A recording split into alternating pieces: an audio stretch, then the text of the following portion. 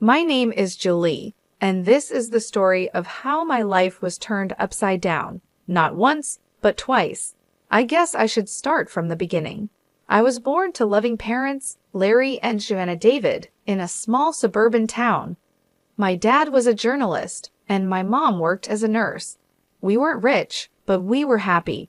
Life was pretty normal until I turned 14, and then everything changed. It was a rainy Friday evening when my parents were driving home from a dinner party. I was at home with my grandma, watching some silly cartoon when the phone rang. I'll never forget the chill that went through me when I heard my grandma crying softly in the kitchen. The next few days were a blur. They told us Mom had died instantly in the crash. Dad survived, but just barely. When I finally saw him in the hospital, he was just a shadow of the man I once knew. His legs were crushed, and the doctor said he'd never walk again. "Julie," he whispered, reaching for my hand. "I'm so sorry, sweetie. I'm so sorry." I didn't understand why he was apologizing. It wasn't his fault a drunk driver had crashed into their car. But as I got older, I realized he was sorry for what our lives had become, for the struggles we would face, for the mother I had lost, and for the father he thought he could no longer be. But my dad, Larry David, was stronger than he gave himself credit for. After he got out of the hospital and adjusted to life in a wheelchair, he threw himself into his work. He had always been a talented writer, and now he focused all his energy on his job as an editor at the city's major newspaper. As I entered my teenage years, Dad made sure I had everything I needed. He encouraged me to join clubs, make friends, and have as normal a life as possible. But the truth was, I preferred spending time with him. We watched old movies together, argued about books, and he helped me with my homework. When it was time for college, Dad insisted that I go away to school. "You need to spread your wings, kiddo," he said. "Don't worry about me, I'll be fine." I was hesitant, but I knew he was right, so I went off to college. I went to the State University of New York and studied accounting. That's where I met Emma, who became my best friend. Through Emma, I met her second cousin, Paul. Paul was kind and funny, and he didn't flinch when I told him about my dad. In fact, the first time he met Dad, they got along right away, bonding over their shared love of classic rock. Later, Paul told me, "Your dad is cool, and you're amazing for taking care of him all these years." I tried to play it off, but inside I was glowing. For the first time since the accident, I felt like maybe, just maybe, I could have a normal life, a life with love, laughter, and even a family of my own someday. After graduation, things started to fall into place like a puzzle. I got a job at the local tax service, and Paul started working as a long-haul truck driver. We dated for 4 years before he proposed to me on a crisp autumn evening in the park where we had our first date. I was thrilled, but there was one thing I needed to make clear.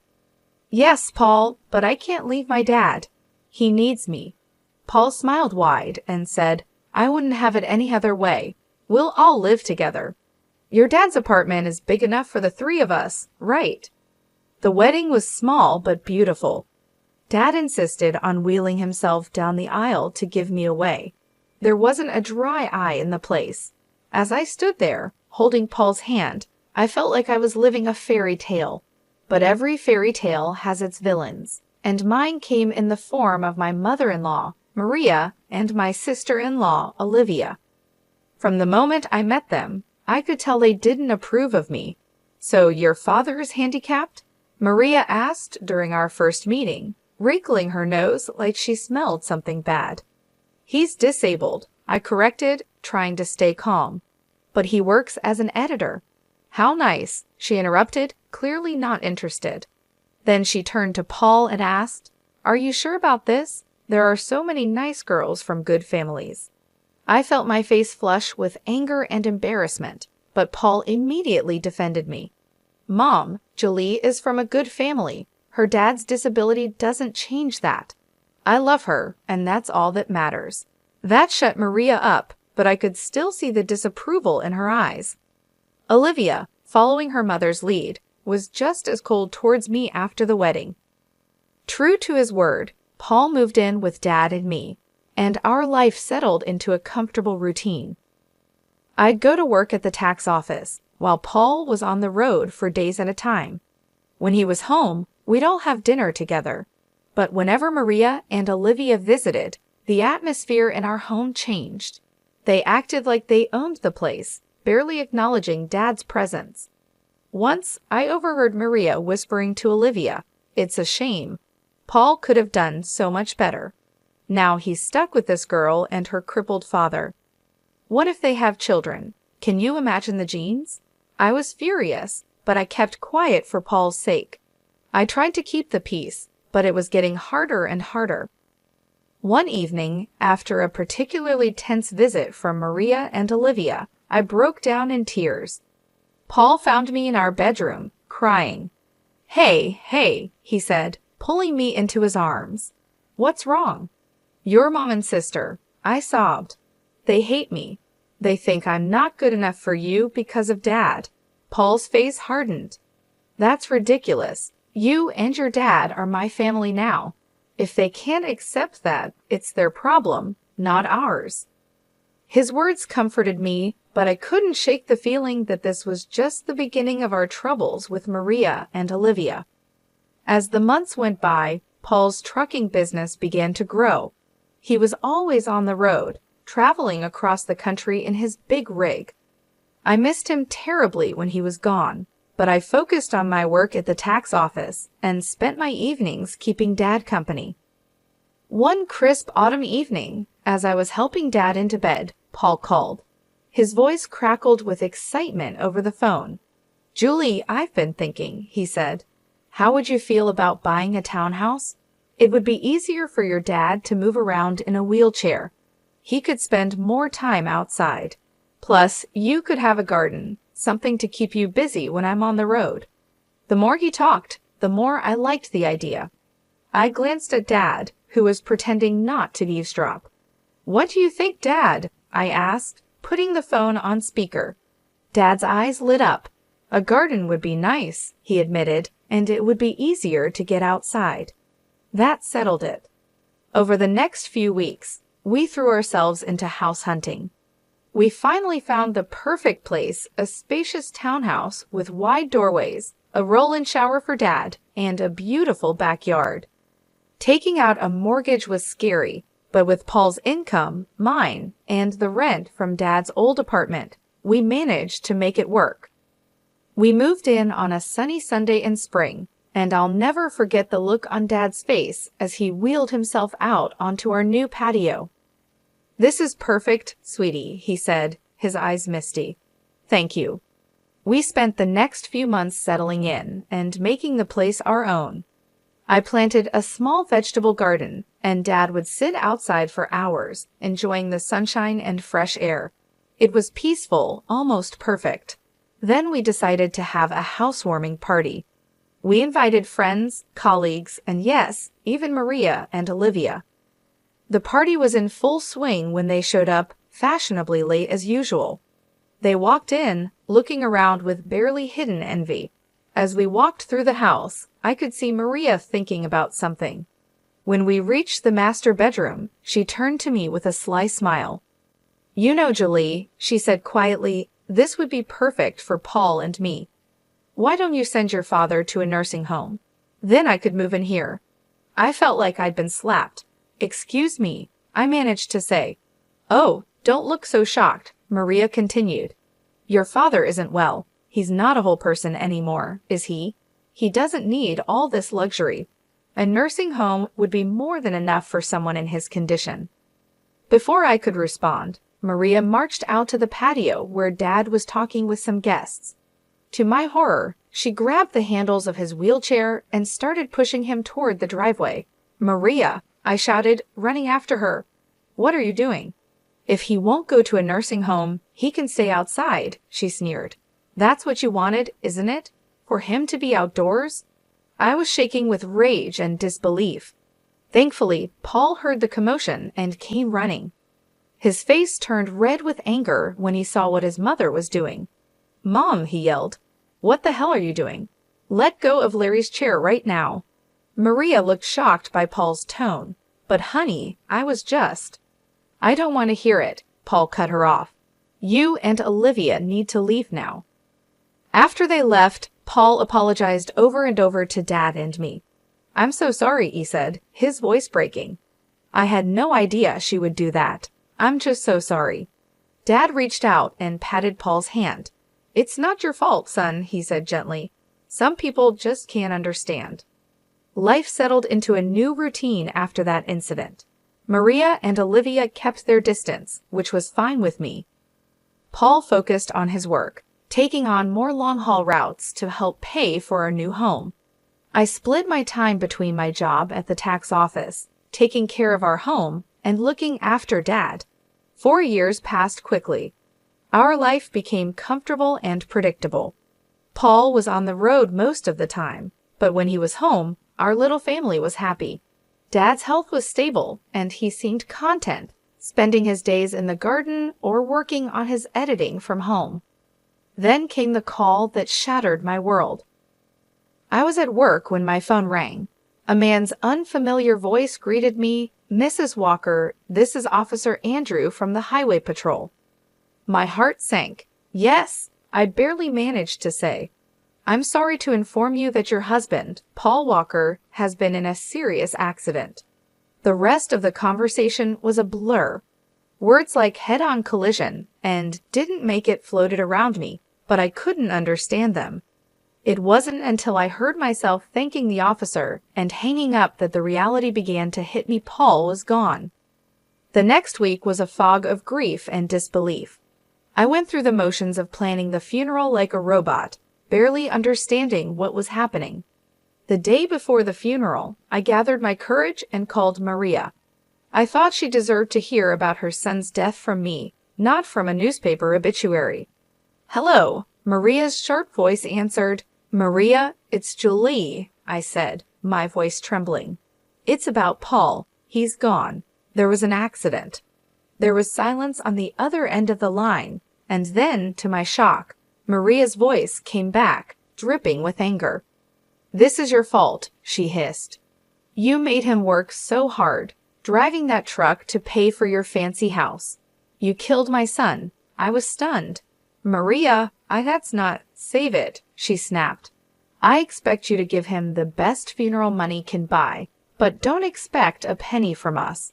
You made your bed, now lie in it. The line went dead. I stood there, phone in hand, tears streaming down my face. How could she be so cruel? How could she blame me for this?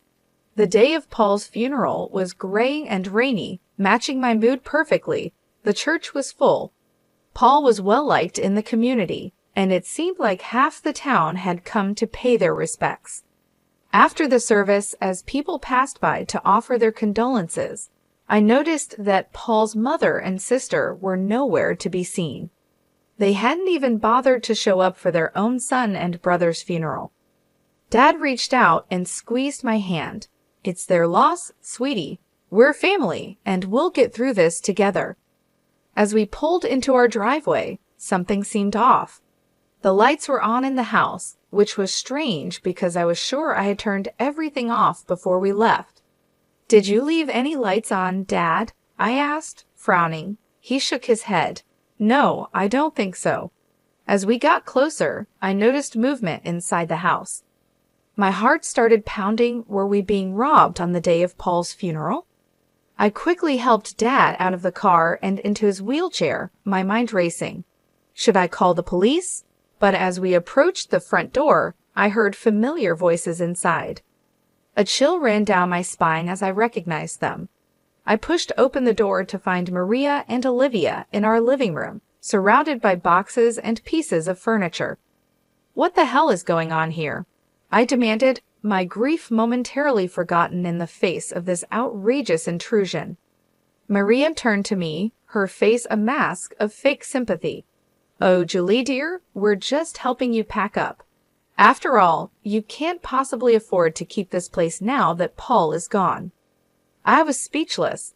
Olivia added, her voice sickeningly sweet, don't worry, you can go back to your father's apartment. It's cozy. I could feel the anger building inside me. Get out, I said, my voice low and dangerous. Get out of my house right now.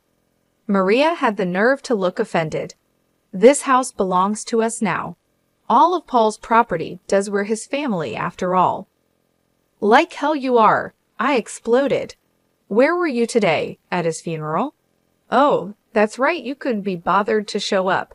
Maria waved her hand dismissively. We were busy making arrangements. Now be a good girl and start packing. We'll meet you out by tomorrow. I couldn't believe what I was hearing. These women hadn't shed a tear for Paul, hadn't even attended his funeral, and now they were trying to kick us out of our home.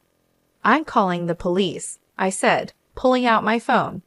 Maria and Olivia exchanged worried looks. They clearly hadn't expected me to fight back. Now, Julie, Maria began, but I cut her off. No, you have exactly 10 minutes to get out of my house before I call the cops. This is my home. Paul and I bought it together. You have no right to be here.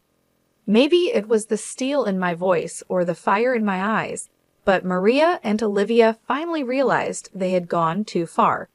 They gathered their things and left, but not before Maria turned to me with a sneer. This isn't over, Julie. You'll be hearing from our lawyers. The days after Paul's funeral were a blur of grief, anxiety, and paperwork. I threw myself into sorting out Paul's affairs, partly to keep busy and partly out of fear that Maria and Olivia would try to take what wasn't theirs. A week after the funeral, I received a call from a local law firm. My heart pounded as I answered the call, afraid it was Maria, following through on her threat of legal action. Mrs. Walker, a crisp, professional voice asked. This is Scott Thompson from Thompson and Partners. I'm calling about your late husband's will. I felt a small flicker of hope. His will? I didn't know he had one. Yes, ma'am. Mr. Walker came to see us about 5 months ago. He asked that we contact you in the event of his passing. I scheduled an appointment for the next day, my mind spinning. Why hadn't Paul told me about this? What did it mean? The next morning, I wheeled Dad into Mr. Thompson's office. The lawyer greeted us warmly, his kind eyes crinkling at the corners. Mrs. Walker, Mr. David, thank you for coming in, he said, gesturing for us to sit near his desk. I'm sorry for your loss. Mr. Thompson opened a file on his desk. Now, as I mentioned on the phone, your husband came to see us to draft his will. He was very clear about his wishes. I held my breath as Mr. Thompson began to read. I, Paul Walker, being of sound mind, do hereby leave all my worldly possessions to my beloved wife, Julie Walker. I gasped, and Dad's grip on my hand tightened. Mr. Thompson continued, This includes our home, my truck, and all our savings. It is my wish that Julie use these resources to care for herself and her father, Larry David, whom I have come to love as my own. Tears streamed down my face. Even from beyond the grave, Paul was taking care of us. There's more, Mr. Thompson said gently. Mr. Walker left a letter for you. He handed me an envelope. With shaking hands, I opened it and began to read. My dearest Julie, if you're reading this, it means I'm gone. I'm so sorry for leaving you and Larry. Please know that you two are the best thing that ever happened to me. I made this will because I know how my mother and sister can be. I didn't want to worry you, but I needed to make sure you and Larry were protected if anything happened to me. You're my real family, Julie, you and Larry, not them. Take care of each other, live your lives to the fullest, and know that I'll always be watching over you. All my love, Paul. I clutched the letter to my chest, sobbing. Dad was crying too, his weathered hand patting my arm. Mr. Thompson gave us a moment before speaking again. Mrs. Walker, there's one more thing. Your husband's truck was insured. Given the circumstances of the accident, the insurance company will be paying out the full value of the policy.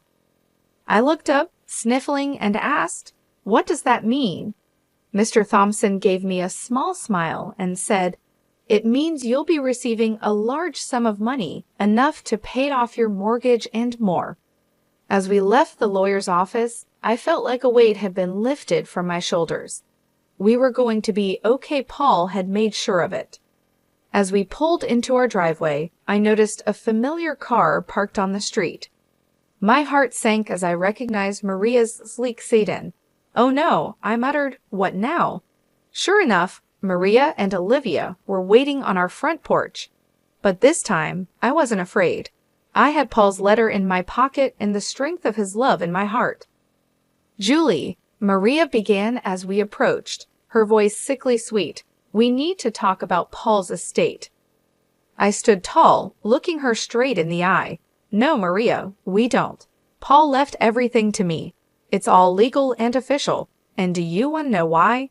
Because we were his real family, not you. Now please leave your trespassing on my property." For once, Maria was speechless. Olivia tugged at her arm, whispering urgently.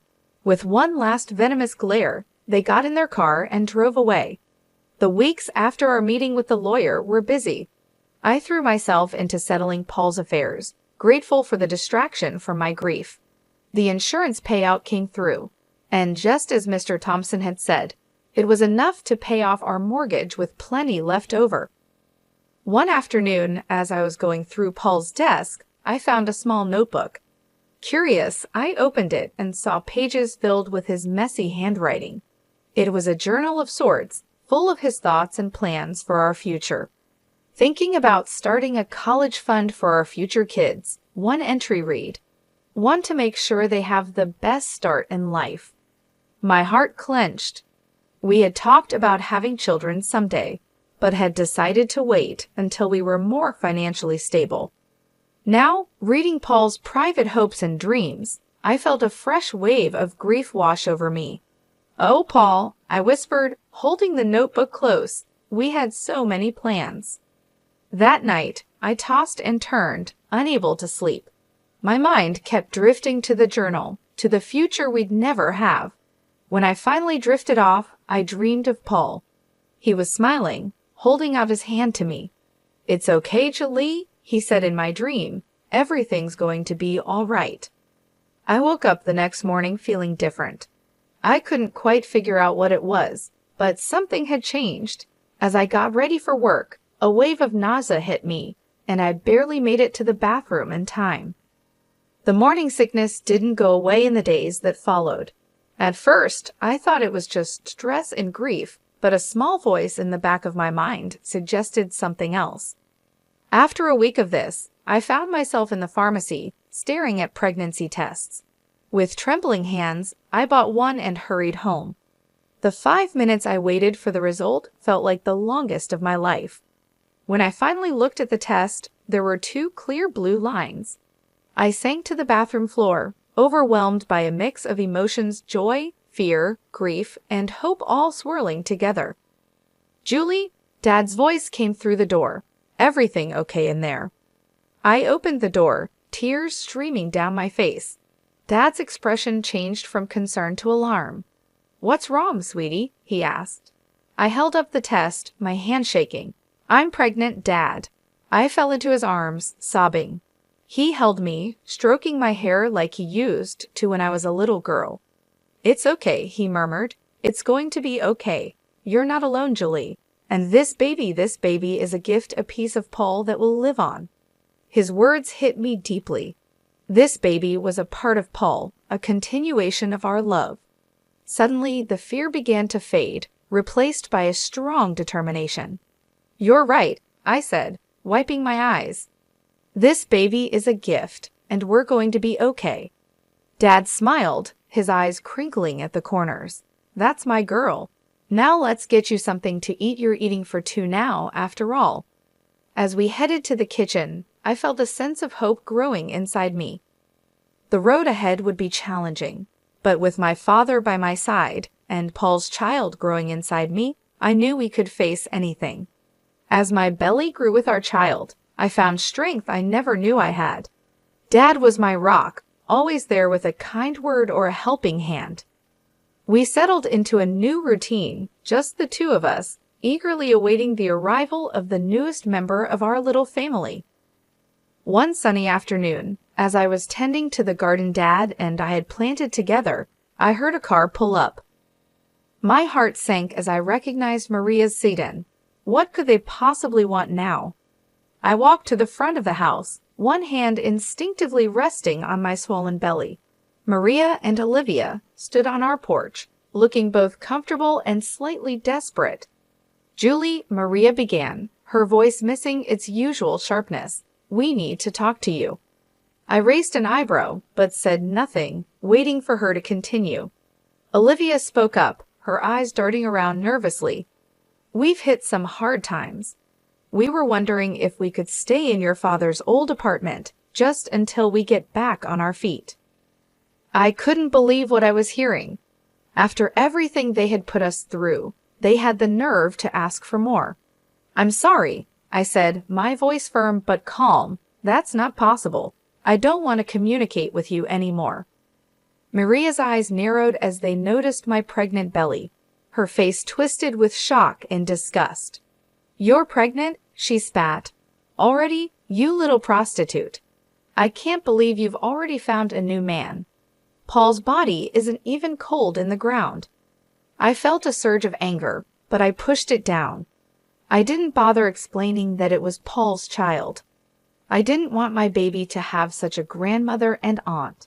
Instead, I smiled a small, secretive smile that seemed to unsettle Maria even more. "My personal life is none of your concern," I said calmly. "Now I think it's time for you to leave." Maria looked like she wanted to say more, but something in my expression must have stopped her. She turned on her heel, grabbing Olivia's arm. I watched as they drove away, feeling a sense of peace wash over me. I had stood my ground, protected my family, and kept my dignity. Paul would have been proud.